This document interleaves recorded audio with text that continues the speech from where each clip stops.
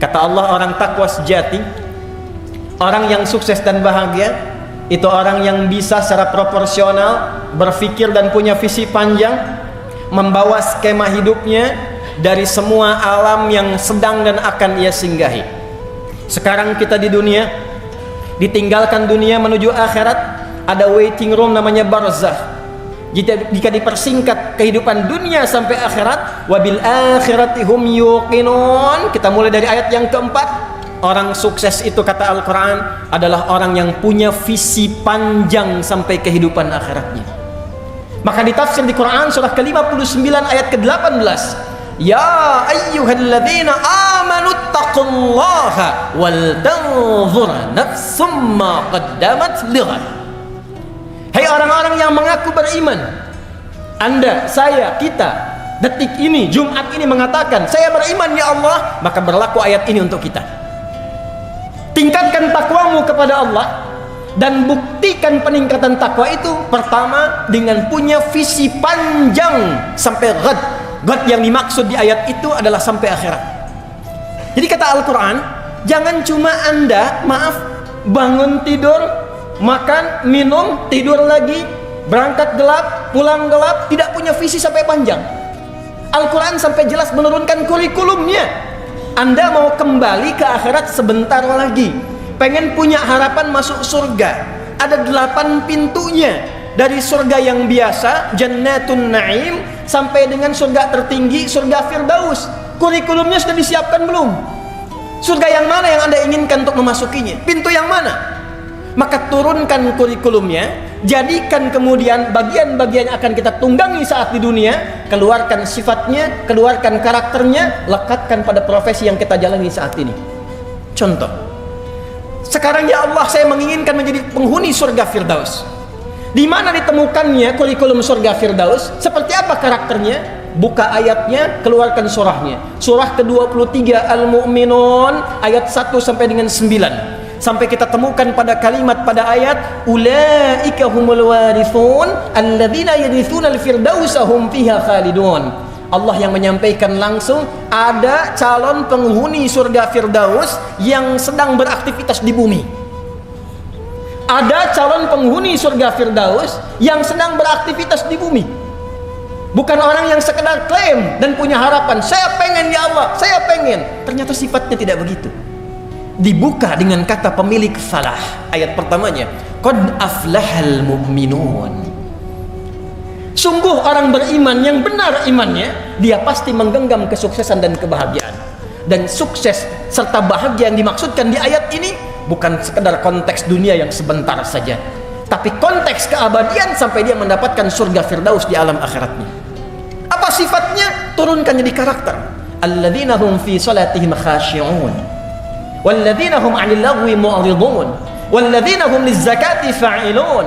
Anda silahkan jadi apapun, jadi pejabat boleh, jadi diplomat boleh, jadi pebisnis silahkan, jadi guru bagus, jadi pedagang bagus, punya toko hebat. Tapi ketika Anda menginginkan menjadi penghuni surga Firdaus, lekatkan sifat-sifat yang melekat di dalamnya, turunkan jadi karakter. Saya pejabat, saya sholat. Surga biasa, sholatnya biasa. Surga Firdaus, sholatnya khusyuk. Sepenting-pentingnya pekerjaan Anda, masih punya harapan. Karena harapannya ingin ke surga Firdaus, Anda luangkan waktu prioritas belajar bagaimana menjadi seorang pelaku sholat yang khusyuk. Walladzina hum 'anil lagwi mu'ridun. Bicara yang penting-penting saja, mendengar yang penting-penting saja. Turunkan menjadi karakter kehidupan. Tunggangi ini pada dunia yang sebentar saja, dan tunggu janji Allah ketika kita akan pulang. Anda usahakan dengan karakter itu, hadirin, yang paling menarik, bahkan saat akan wafat, dalam sakaratul maut, ditampakkanlah semua hasil perjuangan kita itu berupa surga yang kita harapkan, sehingga tenang kita melihat itu, dan dalam tenang itulah dicabut nyawanya dalam keadaan yang sangat lapang. Quran surah ke-89 ayat 27 sampai dengan ayat 30. Ya ayyatuhan nafsul mutmainnah. Hei jiwa-jiwa yang tengah tenang menghadapi kematian. Irji'i ila rabbiki radiyatan mardiyah. Cepat pulang. Karena aku telah ridha dengan amal persiapanmu, dan engkau pun akan ridha dengan pemberian yang aku tampakkan saat ini kepadamu. Apa yang ditampakkan? fadkhuli fi ibadi, masuk dalam golongan hambaku yang saleh, wadkhuli jannati. Pada kalimat wadkhuli jannati ditampakkanlah surganya tempat berpulang. Seperti Sayyidah Asiyah ditampakkan istana surganya ketika dia bermohon, Rabbi bnili baitan indaka fil jannah. Ya Allah, bangunkan aku istana ya Allah di dalam surgamu, seperti yang kau janjikan kepadaku. Dia diikat di tiang oleh suaminya Fir'aun laknatullahi alaihi, diancam dengan hukuman eksekusi kematian, tapi dia wafat dalam keadaan tersenyum karena ditampakkan surganya. Kita di mana sampai Jumat ini? Kita di mana? Bagaimana menjadi golongan yang beriman itu? Golongan ahli akhirat itu. Maka tidak ada bekal untuk pulang kecuali sifat-sifat ibadah ritual kita. Maka golongan takwa yang pertama, jika ingin sukses, ingin bahagia sampai dibawa pulang ke akhirat, itulah yang dimaksud dengan ibadah dalam bentuk ritual. Sehingga orang-orang takwa, orang-orang muflihun, dibuka amalannya oleh Al-Quran dengan kata iman, dilanjutkan kemudian dengan kata salat sebagai bagian awal ibadah pertama yang membangun kedekatan dia dengan Allah Subhanahu wa taala. Alladzina yu'minuna bil ghaibi wa yuqimunas. Duhai Anda yang menginginkan masuk surga, duhai Anda yang ingin ke surga Firdaus, Anda yang ingin ke surga Al-Adan, ditanya oleh Allah sampai dengan Jumat ini ketika kalimat khatib ittaqullah, ditanya balik oleh Allah. Hei yang sudah punya toko banyak nih, hei yang kadang-kadang Jumatan pun menunggu Anda nutup toko dulu, hei yang kadang-kadang Jumat pun menunggu Anda selesai pekerjaan dulu, hei yang saking sibuknya dengan urusan dunia, hei yang saking padatnya jadwal urusan dunianya tapi berharap surga Firdaus, ditanya balik oleh Allah Subhanahu wa taala, apa bekal persiapanmu ketika engkau akan bawa pulang menghadap Allah di akhirat nanti? Mana amalan ritualmu?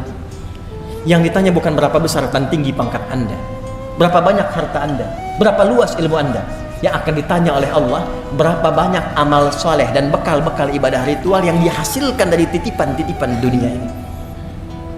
Hadirin, sekarang kita dipersaksikan dengan suasana di Palestina. Kami pernah meriset, penghafal Quran terbaik nomor 1 di dunia ini dengan jumlah yang terbesar, nomor 1 Palestina, kedua di Libya. Di Palestina anak-anak kecil yang sudah hafal Quran 30 juz, dia akan bercanda dengan teman yang baru 20 juz, baru 20 juz, baru 15 juz. Dia akan katakan pada kawannya, nanti kalau saya sudah di surga yang tertinggi, karena masuk surga nanti ada ahli Quran yang diminta membacakan Quran yang biasa dia bacakan saat di dunia. Irqa wartaqi fa inna akhira qiraatika akhira manzilatika fil jannah. Baca terus Quranmu, baca Quranmu, karena akhir bacaan Quranmu itulah tempat tertinggimu di surga. Kata anak yang sudah 30 juz ini, kalau nanti aku sudah ada di atas yang tertinggi, aku akan dadahi kamu yang masih di bawah. Anak 4 tahun, 5 tahun, dengan keadaan yang terancam, masjidnya di bumi hanguskan, rumahnya hilang, keadaannya berdarah-darah, masih mampu mendekat dan menyiapkan bekalnya menuju Allah dengan Quran kebanggaannya. Anda diberikan 40 tahun, 50 tahun, rumah yang mewah, masjid yang megah, keadaan yang nyaman, tempat ber-AC, dan termasuk juga sampai detik ini kita nyaman datang dengan Jumatan. Apa yang telah kita siapkan sampai detik ini, yang bahkan untuk baca Quran pun belum punya waktu, dan kita akan bisa. Jadi pantas mereka mengatakan, jangan kasihani kami.